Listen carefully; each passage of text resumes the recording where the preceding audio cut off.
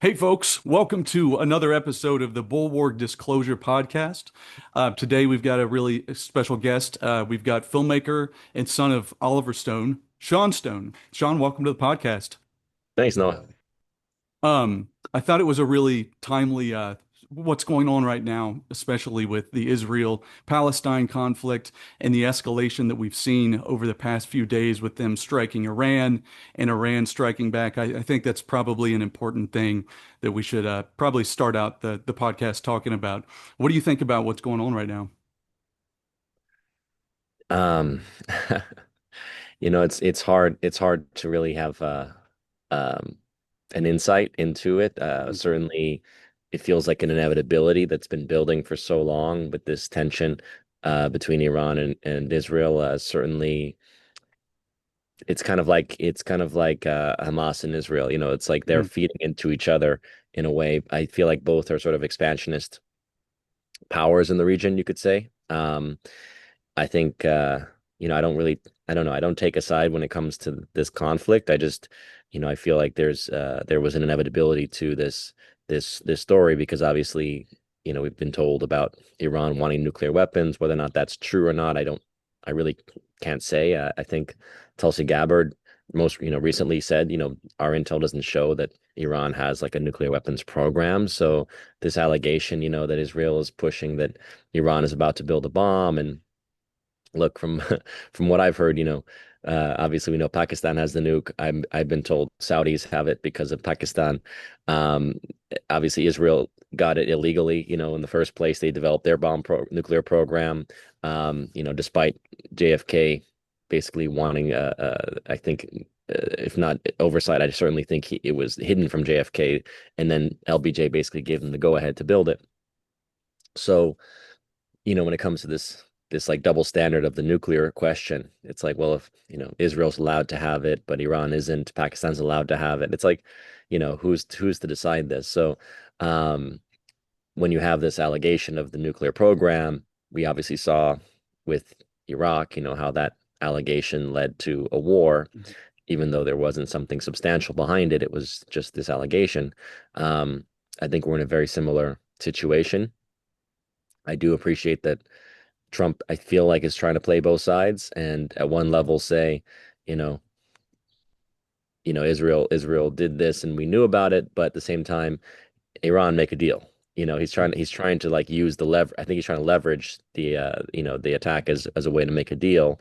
So I just trust that he won't commit us to a war, backing Israel that basically will escalate then into a potential world war, right? That's how these things start. Back in World War One, it was World War One was not an accident. It was engineered very much by the British round tables, the Milner Group it was called, and they had a plan basically for war with Germany. But what they created was a certain series of alliances, right? And when you create alliances, what happens, as we know, is that all it takes is for one country to go to war, and then you have to step in with your ally, and next thing you know, you have a world war. Right. And that's what I'm worried about in this situation. Yeah, same here. And to me, it really harkens back to, the 80s and 90s, and you had the clean break memo and all these different things that led up to what eventually, you know, 9/11, the Iraq War, and those things. And we've had Netanyahu, we've had the Israeli regime, since the 80s saying, oh, we're years away. They almost have enough enriched uranium. We've been hearing this line for so long. And then what's happened now that they're attempting to draw us in. I just have trouble seeing any, I understand your side of hoping that Trump is playing both sides, but to me, it doesn't seem like there's anything holding them back. We haven't let up sending them arms, munitions, the military funding and aid. What is it that you see on the Trump side of things that gives you hope that there might be some sort of leash on this or something, like you said, playing both sides? Well, playing both sides in the sense that he basically is initially, all the reports were that he didn't, that he was basically telling Bibi not to attack, Hmm. and essentially he chose not to overtly support it, right? Not to Hmm. commit the U.S. to Israel. So anything that's being done is, maybe intel and things like this. But Hmm. um, as far as the response, the U.S. was very clear. Look, we did not, we were not involved in this attack. That was the initial report. It was like we're not involved in this attack. If you attack us, we will, don't attack us. But if you attack us, we'll have to respond. That was the U.S.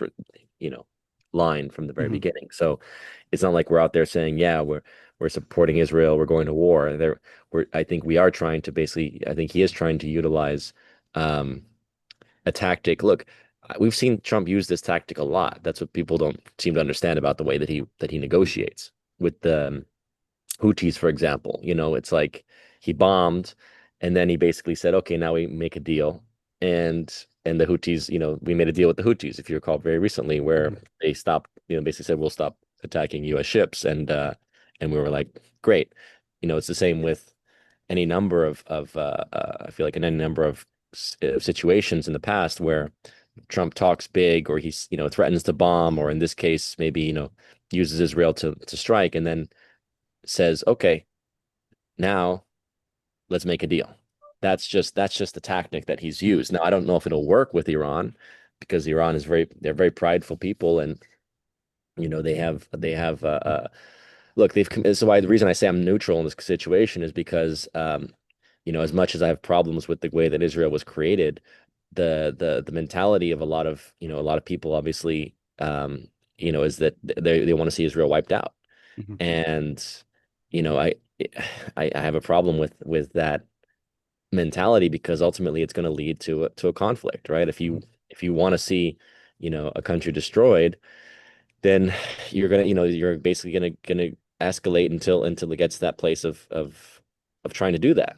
And Hmm. so I'm very concerned with the overall mentality. I'm not, it's like funny because people, criticize Netanyahu for saying that they want to see a regime change.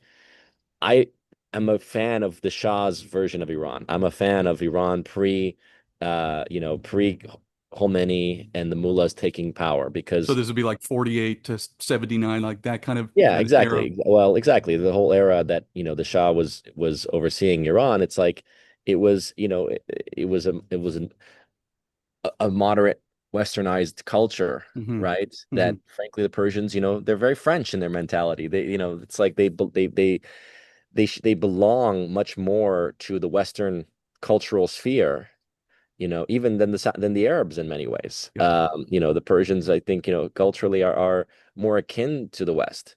And so the fact that we've had this kind of extremist, government ruling Iran ever since that time, that we actually helped to install. I mean, that's Hmm. the problem, is that a lot of the left that denounces our coup against Mossadegh, right, in the 50s, they don't know, or they don't intentionally ignore the fact that we also couped the Shah, and the British and the U.S. basically installed Khomeini as this religious leader to create Hmm. an arc of crisis. This was all the scheming of the people like the Kissinger, Huntington, Brzezinski crowd in ours and the British intelligence Hmm.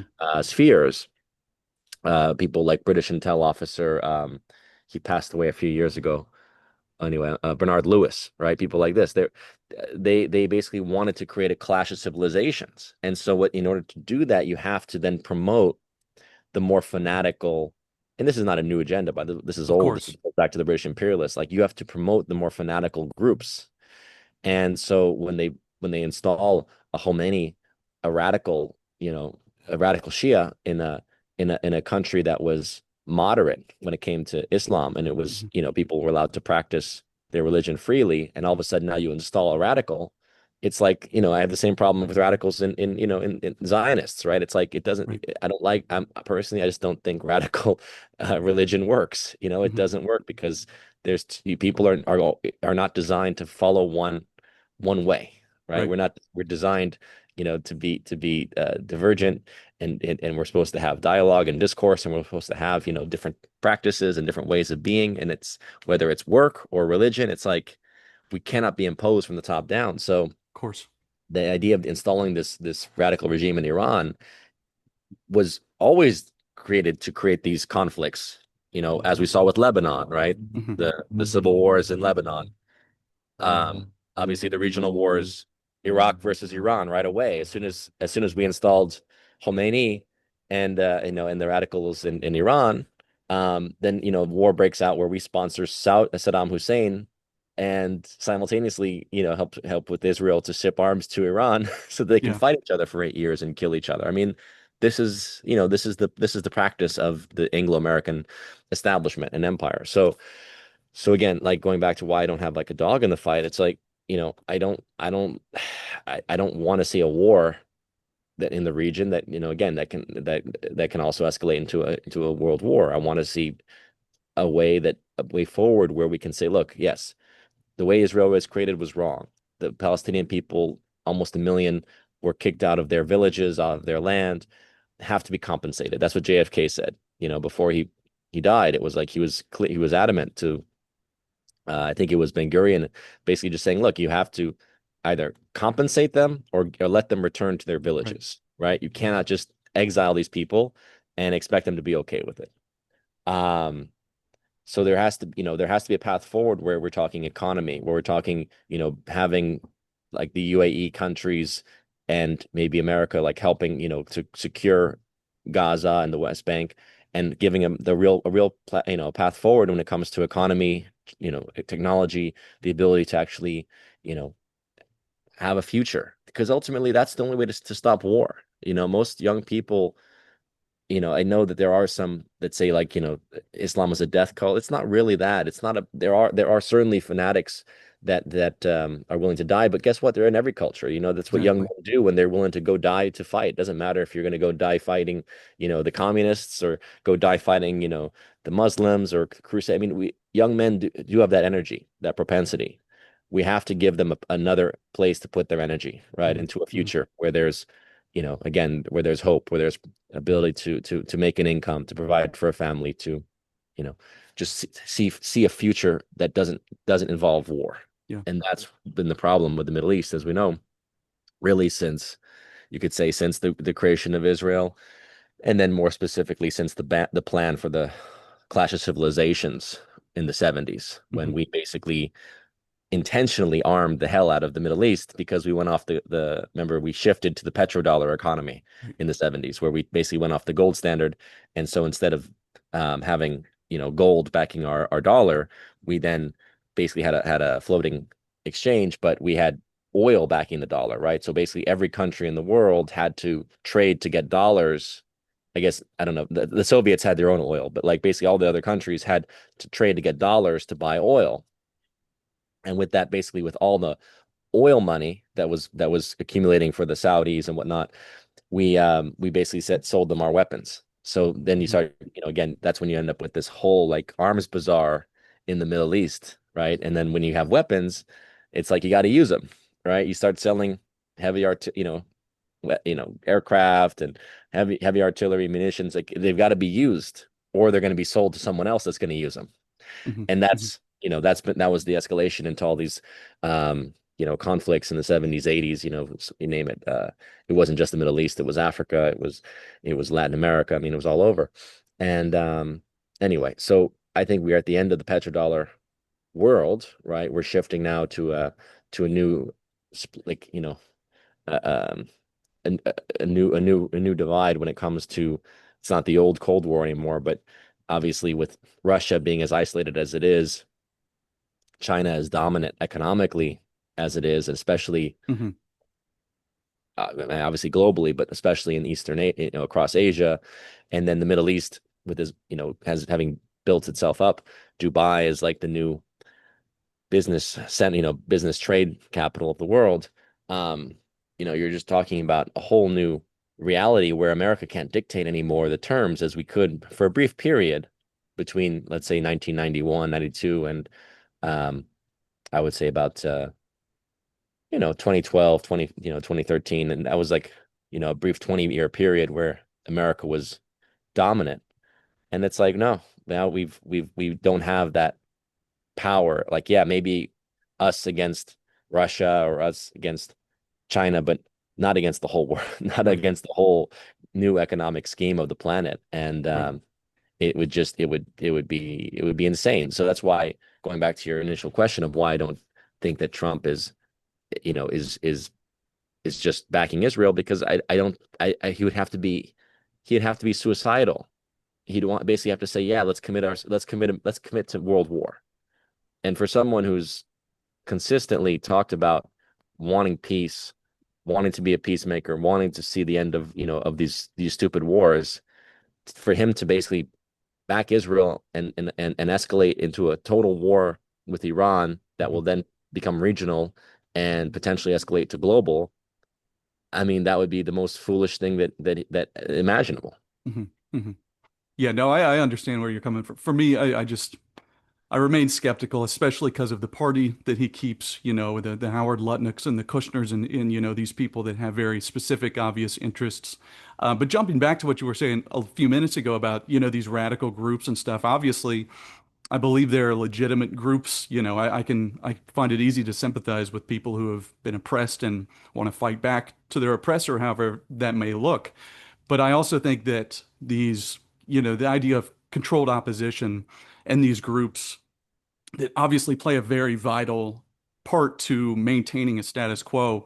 Hamas, for example, or how the United States funded ISIS, and then even like the founding of Israel, the Lehi, Irgun, the Haganah, these false flag attacks and stuff that they would use. That's something that I've that's been on my mind lately. As we watch them try to draw the U.S. obviously into this conflict with Iran, of something like that happening on domestic soil. Do you share that concern or think that's a plausible thing that will happen in the near future? Oh, I mean, as again, this is why, I said that I don't necessarily have a dog in that fight, Hmm. between Israel and Iran. Obviously, I want to see peace in the region. Um, and peace doesn't come because you love the other side. You may not like someone, but you still find a way to come to terms with them, Yeah, right? To live together. And it's like, whether it's Russia and Ukraine or whether it's, you know, Israel and the Palestinians, it's like, we've got to be sensible human beings to say, yeah, we have, we're not going anywhere. hmm, You're not gonna genocide anybody. This is not a time when it was never feasible. Let's say even, unless you're talking maybe, a long time ago, but even during the sure. Holocaust, obviously it wasn't feasible. You're not gonna genocide an entire people. It's not possible. You know, it would require way too much Hmm. technological effort to complete genocide of people. So like let's find a way to work together, live together. And when it comes to the terror attacks and this, the false flags, I mean, so many terror operations when you study it, going historically, right? Whether it's Gladio type of stuff Right. in Europe, right? When NATO's Gladio operation was using um oftentimes they would have right wing former, like a lot of them were like ex-Nazis or neo-Nazi types, and they would basically be running these operations, and whether it was explosions or shootings, assassinations, this Hmm. kind of thing, and then they would blame it on the left, Hmm. right?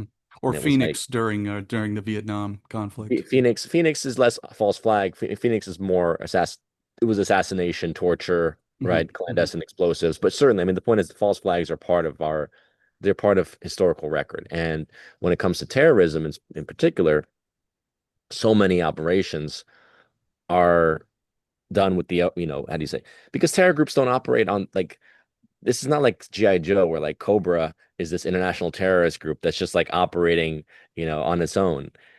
Terrorism always operates under the surveillance and auspices of a government, Hmm. right? And oftentimes multiple governments. Oftentimes, it's many different groups that are running, different operatives, right? So it gets very messy, and you know the idea that the Iranians are the only state that sponsor terrorism, that's been said for so long. It was always like the Iranians are sponsoring terrorism. Well, Iran's focus has always been, um, it's not always, but like in recent history, it's been a war. It's war against Israel, right? But not like an open war. It's been supporting Hezbollah during the Lebanon war back in the 80s and all the way from the 80s on. And so, you know. Israel was entering Lebanon at the time, and under the auspices of fighting the Palestinians, they were occupying Lebanon. So there's justification for why Hezbollah was fighting, was defending Hmm. Lebanon against Israel, and why they would get support from Iran. So like, likewise with Hamas, like there's both. Yes, like you can say Hamas is extremist, but also the Israelis helped to launch Hamas in the beginning as a counter to um, A two-state Arafat's. solution. Well, no, because yeah, but also more importantly, like Arafat's regime was a secular regime, right? Arafat's movement. And in order to like undermine him, they would, the Israelis would oftentimes, hire or work with more extremist factions. And Hamas was one of those that would basically, it would create internal rift between the Palestinians, between the extremists, because as we talked about, the beginning, Hamas and Netanyahu, they're like one and the same. They Hmm. feed each other. Hmm. The idea of that, that's come out that um basically like Israel like allowed all this money to go to Hamas and whatnot. And I think you look at the attack on, what was it? The October 7th attack, and like you can't look at it and not suspect that this was allowed to occur, Of course. right? Because it plays into your agenda. And that's why when you think geopolitically, when you think big picture, you let go of this whole idea of good guy, bad guy, and you start to Hmm. realize, no, agenda, who serves the agenda, right? Yeah. And and if you're nefarious, if your agenda is about conflict and engendering conflict, well then you want the more nefarious elements. You want the terrorists, you want to use them, deploy them. I mean, look at ISIS, like where they popped up from out of nowhere, and they seem to be getting support from Israel, from US, from Saudi, you name it. And the whole agenda at that point was to overthrow Assad in Syria. So even going back to Al Qaeda itself was a network, a database of names of jihadists that had been brought together by the US to fight the Soviets in the 80s. And then thereafter, we oftentimes used those guys. Hmm. They were working with us, in the Balkan, conflicts, and then in Libya, the Al Qaeda was being used against Gaddafi, and Gaddafi was the first guy to actually report to Interpol that bin Laden was trying to kill him. So, and then, ultimately it's Hillary and Obama that Yep. get rid of Gaddafi. So you see how these agendas work, they work hand in, like, how do you say, the two hands serving each other. There's like the black ops side, and then there's the overt Right. policy side, and you don't get caught, as much as possible. You're not going to, you try to avoid getting caught. So it's like, oh yeah, the US is funding Al Qaeda, but you use a network of middlemen Right. and financially and intelligence agents and whatnot to oversee these things. Hmm. So when it comes to like in Iran, yeah, they certainly look. If this thing escalates, who knows how quickly they will ramp it up? Because I think that look, I think at the end of the day, like yes, just like any conflict. I was recently talking to some people, like, in terms of the Russian war. And they're like, listen, you have no idea how many times Putin actually has pulled back from escalating this thing. Like think about Kiev. People talk about like Russia's invasion. I mean, what we did to Baghdad, Russia could have done to Kiev, Hmm. completely blown it to smithereens, right? I mean, they have the firepower. They could have gone and destroyed Kiev, but they're doing a certain operation that's trying to be as clean as possible in Hmm. terms of limiting civilian casualties, right? Limiting the scope of the operation. Many times a lot of hardliners in Russia were like, look, we know the weapons depots. We know that they're bringing weapons in Romania, in Poland, and in these neighboring countries. Let's just hit them. And Putin's like, no, we can't escalate, because if we escalate it to Romania and Poland, this becomes this brings in NATO. This becomes a more global war. So, again, we don't see behind the scenes, right? We can only see Yeah. what surfaces. With Iran, I think if they're strategically understanding, unless they're given the green light from China and Russia and all their allies to say, listen, just go to full-blown war, Iran knows that by themselves they're not going to win a war. They have to get the support of of China and Russia to actually in true military alliance, if they want to Hmm. actually take on the US and the West, right? So they have to, I think, strategically play this a little bit more cautiously. If they start to unleash a global war, like with terrorism and whatnot, Yeah. what's going to happen is they will get the full force of the United States coming in Yeah. and devastating Tehran with its, Hmm. I think it's almost 20 million people living there, Hmm. and it'll be horrendous. And likewise, I don't know that China and Russia will step in and support them if Iran is using terrorism, Yeah. right? We're So also living in this different age of technology where, every you're watching these things unfold as it happens, where in the past maybe we would learn about these elements of subterfuge and manipulation decades down the road, and now we kind of have it right in front of our eyes and can see it unfold, in real time. So I think that affects it as well and the things they're willing to do. And most of the examples we were talking about now, have been in the Middle East or overseas, but a period of time that really interests me is during, the 60s and 70s and the operations like COINTELPRO and MK Ultra and all the diversion that they felt they needed to use against the youth and the dissident movements of the time, to take away from anti-war protests or any number of things, I find that really interesting. So I wanted to jump a little bit to a topic related to that because I know you sure. recently had interviewed a past guest of this show as well, Nicholas Schreck, Oh yeah. who you talked to for quite a while about the Charles Manson case, which is obviously inherently wrapped up in the same types of things we're talking about with MK Ultra and COINTELPRO.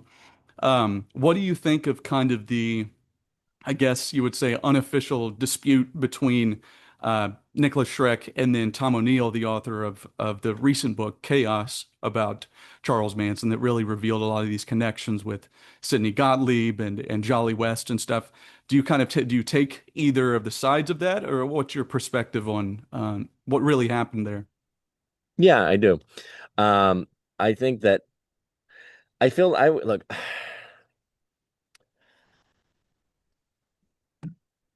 Because I've interviewed both O'Neill and Shrek, and when I watched, I mean, I know that the documentary, the docu-series that was done on the Manson Mhm. project, what was it called? I think it was just called Chaos. Chaos, the Errol Chaos. Morris. Yeah, the Errol Morris was a terrible documentary, I and agree.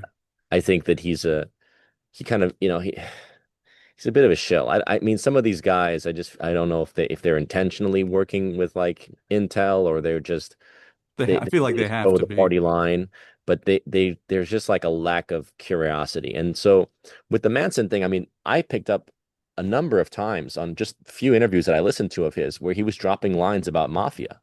Mhm. Whether it was dropping lines with Geraldo talking about, I used to throw horseshoes with which mobster was it? It was one of the mob bosses from the 50s. Yeah.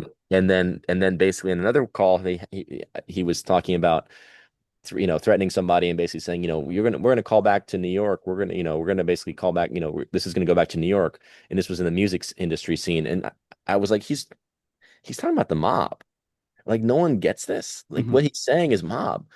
And I'd always been curious about the Manson thing because again, growing up in LA and it's one of those nightmares. Like that's like the horror, like the greatest horror story you can think, right? If you're in Hollywood or around Hollywood, and it's just like some maniac show up at your door Hmm. and just start chopping people up. Like what's scarier than that? Hmm.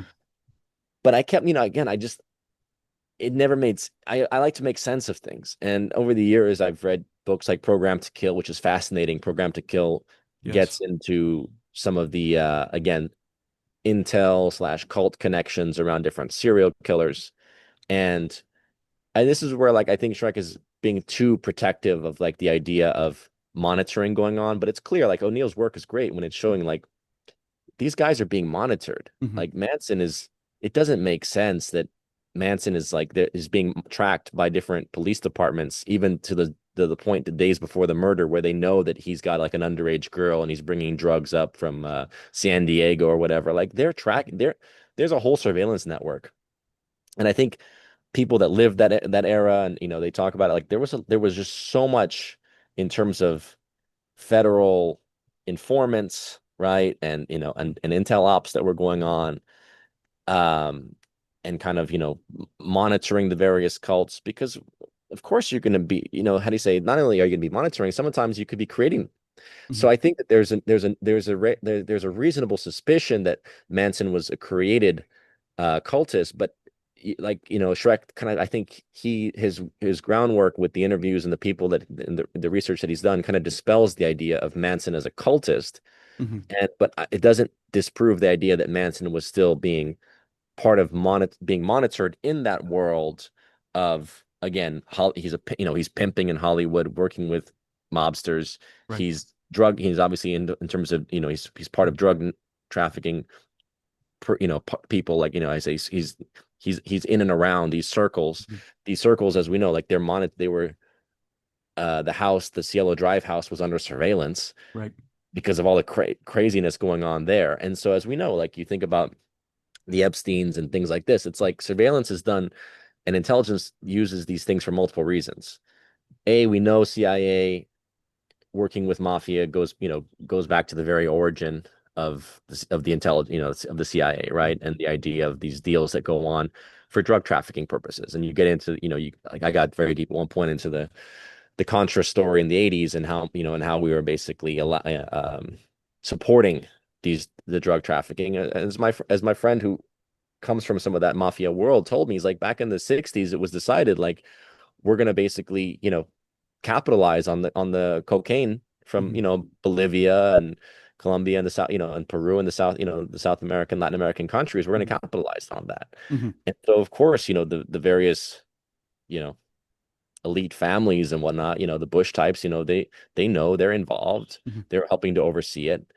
And so you end up with this world which comes to LA, but, like, you've got the nexus of blackmail, because you've got various kinds of prostitution, sexual deviance going on, maybe some pedophilia, maybe some bestiality. I mean, certainly with Polanski, we know, he got Of busted course. for pedophilia, right? So it's like, it's not strange to think that maybe there were others Hmm. before.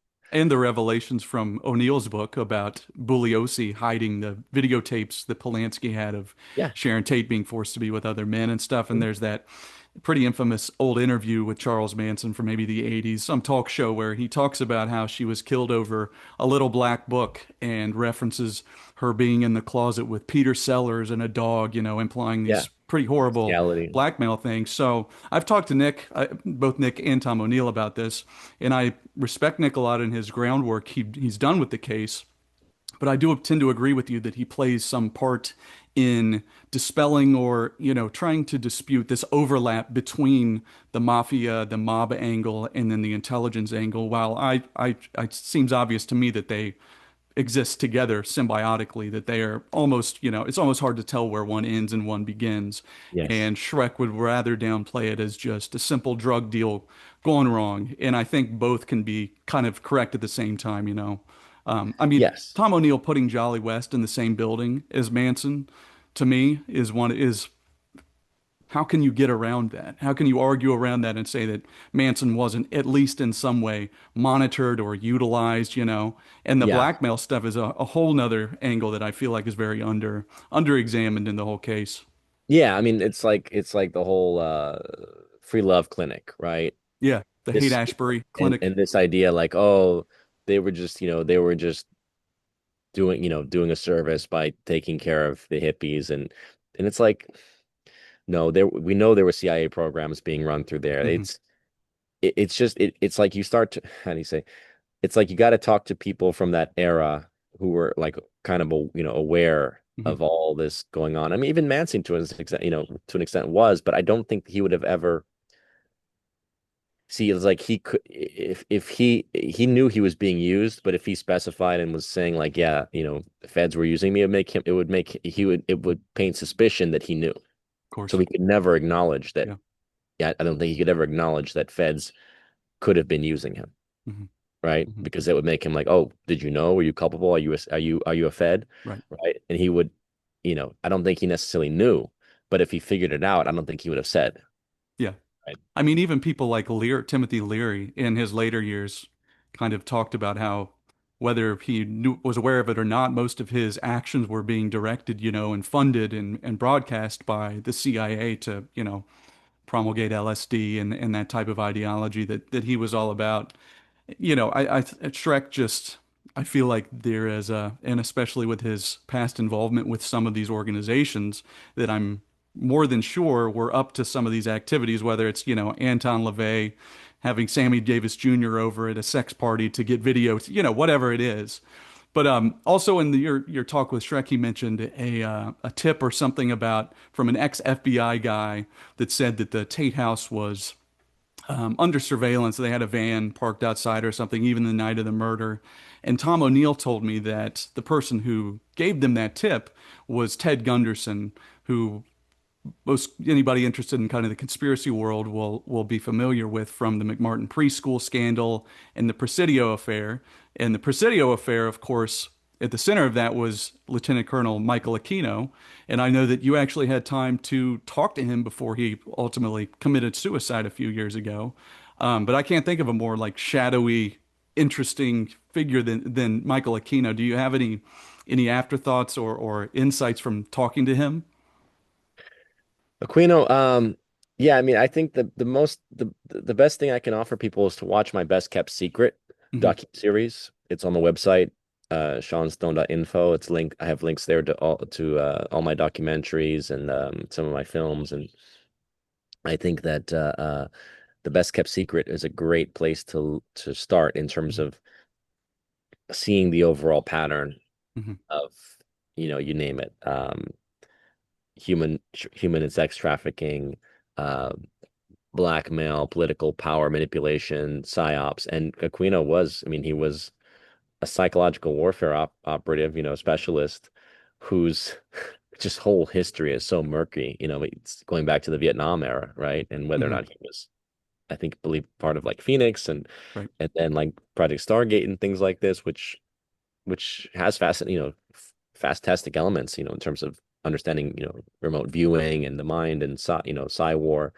Um, and there are certainly things that I can agree with in terms of, um, how do you say, if you're fighting an enemy and you don't want to kill, like, and avoiding killing them, there's psi war definitely makes a lot of sense if you can pacify an enemy Hmm. through other means. The problem is, Hmm. I believe that the enemy from the perspective of uh the elite is the American Is people. us. Right. Yeah, it's Right. not like oh, the enemy is Russia or China. It's like, no, it's you, the herd, and like Right. the elite globally can get along and understand each other, and and the herd or the sheep are just, they're just being led this way and that. And that's always been I feel like my work is very much helping people to see, to recognize the deceptions and to think for themselves and to, hopefully to promote more sovereignty of, of mind, body, and spirit. That's what I believe, part of my mission here is to help people have more sovereignty over their perspectives. I mean, like when you see this current dynamic playing out, it's like all the hatred and the chaos being engendered because of immigration, illegal immigrants being deported, and you sit there and you go, man, Obama did this, got 3 million deported, and and there was like no outcry. But as soon as the media fixates on something and tells people, this is bad, and it's, they've created the Trump derangement syndrome, so it's like anything that he does, it's like it has to be bad. Not to say that I don't agree, I fully agree with the way that it's being done, but the point is, like, there's like an hysteria that can so easily be created and manipulated into existence. And, again, the authoritarian tendencies that have been there with almost every presidency, going back to at least, let's say, you know, well, you could see, let's leave the Civil War aside, but let's say at least since World War One, Hmm. since Wilson, um, took us into this Federal Reserve System, income tax, endless war cycle. Um, you can say every president had authoritarian, or their administration had authoritarian tendencies, and uh, and yet, here we are being led along. Oh, this is the authoritarian, this is the king. Hmm. It's Hmm. like it's just psyops, it's Hmm. war. So the Aquino conversation was good. I don't even think it exists anymore. YouTube, Google has completely took down all my original interviews on Buzzsaw. Thankfully, I did get it. I was able to put some of them into the docuseries that I mentioned, Best Kept Secret. Hmm. But as far as Aquino, I just think that he and his wife were more nefarious than than they would let on. Yeah. Aquino comes across sort of as sort of a mystic, but a gentle elderly wizard type. Hmm. And I don't know, I feel like the indication also of the wife in particular, some of the stuff that I heard that actually was never revealed about her upbringing in Jersey, and like that she was involved with this ritual murder back in Hmm. Jersey when she was young. Um, I think that there's like a whole other world. Again, it's so hard for people to fathom. Like you look at someone, you're like, oh, that's person's reputable. That's a military guy, or that's a police officer, or Right. that's a banker or a lawyer. And you're like, yeah, and they're also part of like a satanic cult. You're like, I can't fathom how that's possible, Well, I think that that's why they have chosen the veneer of, cults and occult groups and stuff like that for so much intelligence work and espionage is just the simple, deniability of it. It's so unbelievable Yeah. and fantastic that people have a hard time believing. But ultimately, with the what you're talking about, the philosophy of Aquino and mind war and stuff, I think it's just as evil as the opposite. Just bombs and guns because it strips humans of their autonomy and reminds me of the Aldous Huxley quote about the perfect slave is one who's not even aware that he's a slave and to me that's just as evil as the alternative. Yeah. No, and again, this is the world that we're engaging with. We're engaging with the psyops, with the mind war, because we're not out here, what's the point? We're out here, we're going to fight each other. Hmm. Ultimately, Hmm. you know, most people are just like us. They're trying to be good people. They want to do something productive. They want to have a lineage, have children, but the mind can get so distorted and warped along the way. Um, that's where the true, like, how do you say, the conflict right now is so much mind war that's been taking place. uh you end up with these extremes that are clashing, Hmm. and I don't know, man. My ethos is like, let people just be, let them live their life. Let's Yeah. just we find a way to either work together or not, but Yeah. Yeah. let's get along. Yeah. No, no, I agree. Well, I know you are on a quicker time frame today, so I want to be respectful of your time, but I've had a good time talking to you, and I appreciate you taking the time today, Sean. Oh, my pleasure. Thank you so much. Thanks a lot. Talk to you later. You got it.